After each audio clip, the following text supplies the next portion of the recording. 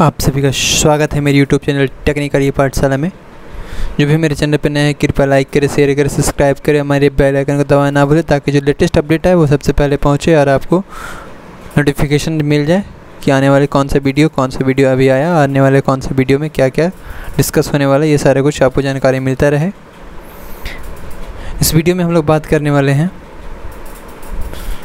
Computer के introduction से लेकर के, यानी कि बेसिक से लेकर के धीरे धीरे हम लोग इसके डेप्थ की ओर जाएंगे। जैसा कि मैं आप सभी को बताया था कि मेरा एक सीरीज चलने वाला है कंप्यूटर का, जिसमें इंट्रोडक्शन से हम लोग स्टार्ट करेंगे और उसको बेसिक से लेकर के एडवांस तक ले जाएंगे। और इसके बाद इस वीडियो में हम लोग सेट प्रैक्टिसेस भी करेंगे। सारे यूनिट को कंप्लीट करने के बाद एक हमारा सेट प्रैक्टिस भी होगा, जो कि कंप्यूटर के इंट्रोडक्शन से सारे क्वेश्चंस रहेंगे। आप सभी लोग उसमें पार्टिसिपेट कर सकते हैं। तो हम लोग टाइम को ना किल करते हुए चलते हैं कंटेंट की तरफ। तो देखिए यहाँ पे क्या है कि हर चीज़ को पढ़ने से पहले एक ऑब्जेक्टिव होना चाहिए कि आखिर ऑब्जेक्टिव क्या लेकर के हम यहाँ से स्टार्ट करने वाले हैं, कौन सा ऑब्जेक्टिव क्या सोच करके पढ़ना स्टार्ट किए हैं। तो जैसा कि हम लोग यहाँ पे देखें कि अगर आप ये सीरीज़ को कम्प्लीटली देखते हैं, इस वीडियो को बने रहते हैं, तो आपको क्या क्या फ़ायदा हो सकता है। तो इसमें आप लोग जान सकते हैं कंप्यूटर के जनरल, स्पेसिफिक, और आप ये भी जान सकते हैं कि कैसे कैसे चेंजेस आया मशीन में डे टू डे टाइम के अनुसार, और कैसे कैसे हम लोग जनरल क्लासिफिकेशन करते हैं, कंप्यूटर को कैसे क्लासीफाई करते हैं, कौन कौन सा पैरामीटर लेकर के क्लासीफाई करते हैं। और उसके बाद सारे कैरेक्टरिस्टिक्स, एक्यूरेसी, स्पीड्स, वर्सेबिलिटीज, इस सारे के बारे में इस वीडियो के नेक्स्ट वीडियो में हम लोग इसको डिस्कस करेंगे। आज ही इस वीडियो में हम लोग डिस्कस करने वाले हैं इंट्रोडक्शन और जनरेशन। इंट्रोडक्शन एंड एवोल्यूशन में इस वीडियो को हम लोग आज एंड करेंगे। इस वीडियो में हम लोग यही सब डिस्कस करने वाले हैं। आने वाले जो वीडियोस रहेंगे वो यही सब टॉपिक्स पे रहेंगे। जो बच जाएंगे टॉपिक्स उसको हम लोग अगले वीडियोस में कवर करेंगे। आप सभी लोग इस वीडियो पे बने रहें। तो जैसा कि आप जान रहे हैं इंट्रोडक्शन के तौर पे, तो इंट्रोडक्शन क्या होता है, बहुत सारे बुक्स में अलग अलग डेफिनेशंस भी आपको मिलेंगे। अलग अलग डेफिनेशंस, अलग अलग वर्ड्स यूज़ किए रहेंगे, लेकिन सबका मतलब एक ही निकलेगा। जैसा कि सबसे पहला डेफिनेशन हम लोग का ये है, a programmable electronic device designed to accept data. एक प्रोग्रामेबल इलेक्ट्रॉनिक डिवाइस बनाया गया है, डिज़ाइन किया गया है, किस लिए? डेटा को एक्सेप्ट करने के लिए। Perform prescribe mathematical and logical operation, और परफॉर्म करता है क्या? जैसे बताया गया इंस्ट्रक्शन दिए गए हैं उसके अनुसार से मैथमेटिकल या लॉजिकल ऑपरेशन करता है एट हाई स्पीड। उसका स्पीड जो प्रोसेसिंग स्पीड है वो काफ़ी तेज़ है। एंड डिस्प्ले द रिजल्ट, और रिजल्ट को दिखाता है ऑफ दिस ऑपरेशंस, वो सारे ऑपरेशंस होने के बाद। And store the process data if it is essential, और जब ये बहुत ज़्यादा ज़रूरी होता है, आउटपुट जो निकलता है अगर वो ज़रूरी होता है तो हम लोग उसको सेव भी करते हैं। सिमिलरली दूसरा डेफिनेशन भी उसी के आधार पे है। फिर हम लोग बात करते हैं आखिर डेटा क्या होता है, क्योंकि हर चीज़ यहाँ पे आप देख रहे होंगे, यहाँ पे डेटा लिखा हुआ है। Accept data means what data? Data है this information provide by the user to the computer is data. कोई भी इंफॉर्मेशन, जो इंफॉर्मेशन हम लोग कंप्यूटर को देते हैं वो एक डेटा के फॉर्म में होता है। Input data, what is input data? The information in the form which is fetched to the computer by the user। जो कंप्यूटर में यूज़र के द्वारा इंसर्ट किए जाते हैं इंफॉर्मेशन, डेटा, उसको हम लोग इनपुट डेटा कहते हैं। And next one is output data. Output data क्या होता है? आउटपुट डेटा एक इंफॉर्मेशन होता है जो दूसरे फॉर्म में हम सभी को मिलता है आफ्टर प्रोसेस्ड ऑन इट। जब हम लोग उसके ऊपर सारे एल्गोरिदम, मैथमेटिकल या लॉजिकल ऑपरेशन करते हैं, देन आफ्टर जब प्रोसेस होने के बाद जो आउटपुट आता है उस टाइप के इंफॉर्मेशन को हम लोग बोलते हैं आउटपुट डेटा। ठीक है, किसी को कोई दिक्कत हो तो आप कमेंट सेक्शन में क्वेश्चन पूछ सकते हैं। और इसमें हम लोग आगे बात कर सकते हैं, the set of instruction given to the computer to perform various operation is called as computer programs. अब कंप्यूटर प्रोग्राम्स किसे कहते हैं ये आप देख रहे हैं यहाँ पे। तो बहुत सारे इंस्ट्रक्शन जो हम लोग देते हैं कंप्यूटर को अलग अलग ऑपरेशंस में, उसको हम लोग बोलते हैं computer programs. The process of converting the input data into the required output form with the help of computer program is called data processing. यानी कि डेटा प्रोसेसिंग जो है उसको क्या कहते हैं, ये एक प्रोसेस है, इसके तहत हम अपने इनपुट डेटा को आउटपुट डेटा के फॉर्म में कन्वर्ट कर देते हैं। यानी कि इनपुट से लेकर के आउटपुट तक जो के बीच का जो क्रियाकलाप हुआ उस क्रियाकलाप को हम लोग बोलते हैं डेटा प्रोसेसिंग, है ना। The computer are therefore also called referred as data processor. इसलिए हम लोग कंप्यूटर को डेटा प्रोसेसर भी बोला करते हैं। Therefore a computer can now be defined as fast and accurate data processing system that accept data, perform various operations and on the data, have the capability to store the data and produce the result on the basis of detailed step by step instruction given to it। कहने का अभिप्राय ये है कि इसलिए हम लोग computer को कहते हैं कि कंप्यूटर एक एक्यूरेट डेटा प्रोसेसिंग सिस्टम है, स्पीड है, फास्ट है, तेज़ी से काम करता है और बहुत सारे ऑपरेशंस को गवर्न करते हुए डेटा पे हम लोग को वो आउटपुट के फॉर्म में जो है प्रोसेस डेटा देता है। उसके पास ये कैपेबिलिटी भी है कि वो डेटा को सेव करके भी रख सकता है और हमारा जो आउटपुट आता है वो स्टेप बाय स्टेप प्रोसेस्ड होने के बाद जैसा जैसा हम लोग इंस्ट्रक्शन देते हैं उसके अनुसार से उसमें प्रोसेसिंग होते हुए वो हमारे पास आउटपुट मिलता है। हम लोग एवोल्यूशन में आए तो एवोल्यूशन कहते हैं कि कंप्यूटर का एवोल्यूशन जो है उसको हिस्ट्री के तौर पे हम लोग ये बोलते हैं कि कंप्यूटर को 5 भागों में, कंप्यूटर के जनरेशन को 5 भागों में बांटा गया है। सबसे पहला जनरेशन जो है उसको हम लोग फर्स्ट जनरेशन बोलते हैं जिसका टाइम पीरियड है 1940 से लेकर के 1956। सेकेंड जनरेशन 1956 से 1963। थर्ड जनरेशन 1964 से 1975। फोर्थ जनरेशन 1975 से 1989। फिफ्थ जनरेशन 1989 से ऑनवर्ड्स। इट मीन्स अभी भी हम लोग जो है फिफ्थ जनरेशन में काम कर रहे हैं। फिफ्थ जनरेशन को हम लोग आर्टिफिशियल इंटेलिजेंस के नाम से भी जाना जाते हैं इसको। तो यहाँ पे आप देखिए फर्स्ट जनरेशन में हम लोगों ने क्या क्या यूज़ किया था। First generation computers made use क्या क्या किए थे, वैक्यूम टिप टेक्नोलॉजी यूज़ किए थे, पंच कार्ड डेटा इनपुट के लिए, punch card and paper tape for output, same machine language भी हम लोग यूज किए थे फॉर राइटिंग प्रोग्राम्स। वहाँ पे प्रोग्राम लिखने के लिए हम मशीन लैंग्वेज यूज करते थे। Magnetic tape and drums for external storage, और मैग्नेटिक टेप या कोई ड्रम्स, मैग्नेटिक ड्रम्स हम लोग यूज़ करते थे एक्सटर्नल स्टोरेज के तौर पे अगर स्टोर करने होते थे तब। ठीक है।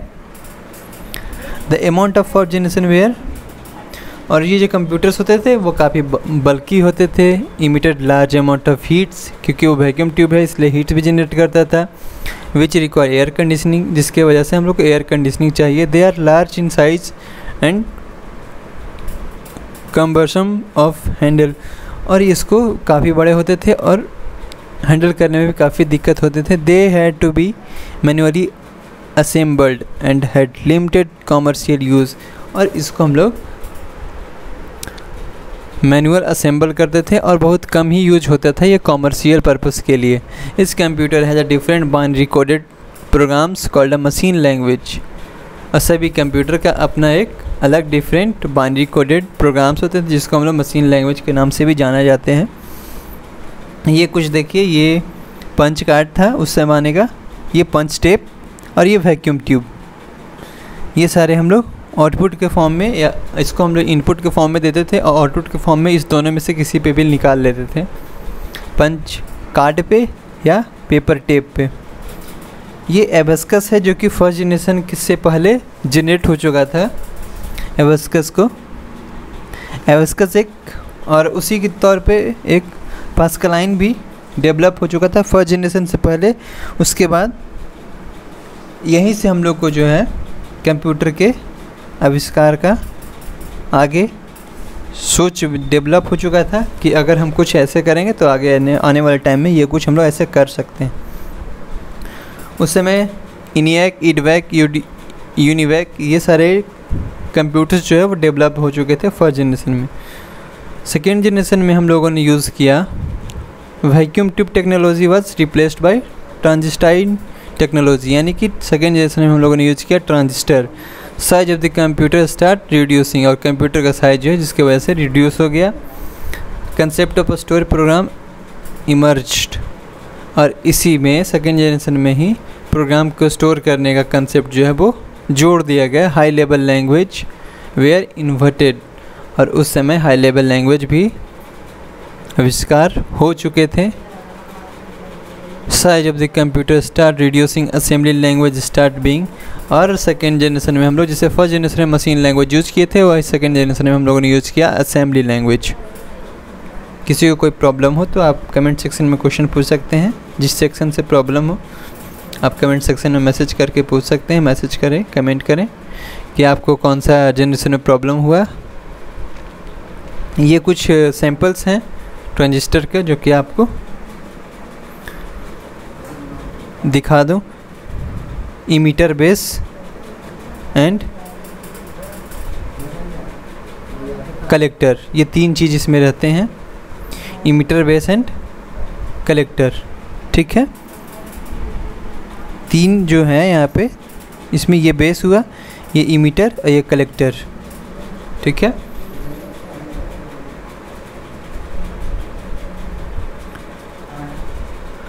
हम लोग थर्ड जनरेशन में जब आते हैं तो थर्ड जनरेशन का जो टाइम पीरियड है वो 1964 से 1975 है। इस जनरेशन में हम लोगों ने यूज़ किया था इंटीग्रेटेड सर्किट का, जिससे स्पीड जो है वो काफ़ी ज़्यादा बढ़ चुका था, कंप्यूटर का काफ़ी ज़्यादा साइज़ भी छोटा हो चुका था। ये कुछ सैम्पल्स हैं, ये फ़ोटोज़ हैं इंटीग्रेटेड सर्किट्स का जो कि असेंबल्ड होते थे मदरबोर्ड पे। और उस समय हम लोग मैग्नेटिक टेप ड्रम्स का भी इस्तेमाल करने लगे थे स्टोरेज, एक्सटर्नल स्टोरेज के लिए अलग से सेव किए थे। कमर्शियल प्रोडक्शन ऑफ कंप्यूटर, अब यहाँ पे जो है वो कमर्शियल पर्पस के लिए डेवलप होने लगा था, लोगों के लिए वो अवेलेबल होने लगा था, लोग इसको अब ख़रीद सकते थे क्योंकि ज़्यादा प्रोडक्शन स्टार्ट हो चुका था। और उस समय इसको डिज़ाइन किया गया था, ऑपरेटिंग सिस्टम भी डेवलप हो चुका था और हाई लेवल लैंग्वेज भी अवेलेबल थे क्योंकि पहले ही असेंबली लैंग्वेज यूज कर दिया गया था सेकेंड जनरेशन में। तो थर्ड जनरेशन में भी हम लोग और उसमें चेंजेस लाए, बदलाव आते रहीं। This generation was categorised by the invented of integrated circuit, इस जनरेशन में हम लोगों ने इंटीग्रेटेड सर्किट का इस्तेमाल किया, इससे काफ़ी बदलाव आया। थर्ड जनरेशन में ही हम लोगों ने प्रोग्रामिंग लैंग्वेजेस लाइक फोर्टेन, कोबोल ये सारे डेवलप हो चुके थे, जिससे हम लोग को काफ़ी मदद होने लगा था। Commercial production easy and cheaper हो गया था, है ना। पास्कल्स ये सारे चीज़ उस समय काफ़ी डेवलप हो चुका था थर्ड जनरेशन में। एज़ कम्पेयर टू फर्स्ट और सेकेंड हमारा जो कंप्यूटर है वो काफ़ी रिलायबल हो चुका था, काफ़ी उसमें बदलाव आ चुकी थी, साइज़ भी छोटे हो गए थे, जनरल पर्पस के लिए यूज़ होने लगे थे, इजी टू हैंडल हो चुका था, बहुत सारे एडवांटेजेस आ चुके थे।